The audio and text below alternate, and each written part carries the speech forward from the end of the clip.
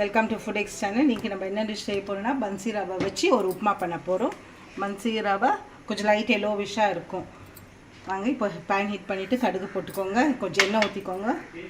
கடுகு, உளுத்தம்பருப்பு, சீரகம், கடலைப்பருப்பு போட்டு வதக்கிக்கோங்க.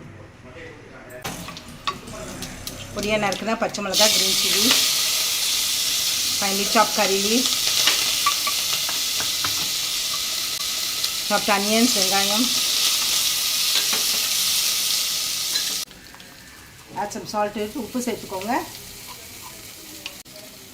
மஞ்சள் பொடி, டர்மரிக் சேர்த்துக்கோங்க. ஜிஞ்சர் garlic பேஸ்ட், இஞ்சி பூண்டு பேஸ்ட் சேர்த்துக்கோங்க. தக்காளி ஒரு நிமிஷம். இப்போ பன்சி ரவா, ரோஸ்டட் ரவா போடுறேன். அதுக்கு 4 cups வாட்டர் சேர்த்துக்கோங்க. தண்ணி கொதிக்க ஆரம்பிச்சிச்சு. பொட்டேட்டோஸ் போட்டுக்கோங்க. உங்ககிட்ட என்ன காய் இருக்கோ, காய் இல்லைனாலும் அப்படியே செஞ்சுக்கோங்க. கேரட் எல்லாம் half கப் போட்டிருக்கேன். பீன்ஸ், ஃப்ரெஷ் பட்டாணி. நீங்கள் கடாயில் செஞ்சாலும் செஞ்சுக்கலாம். தண்ணி கொதிக்கும் போது இந்த ரவையை போட்டுருங்க. சால்ட் செக் பண்ணிக்கோங்க.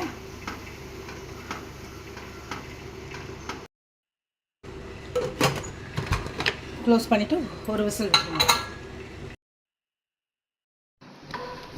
ரெடி ஆகிடுது.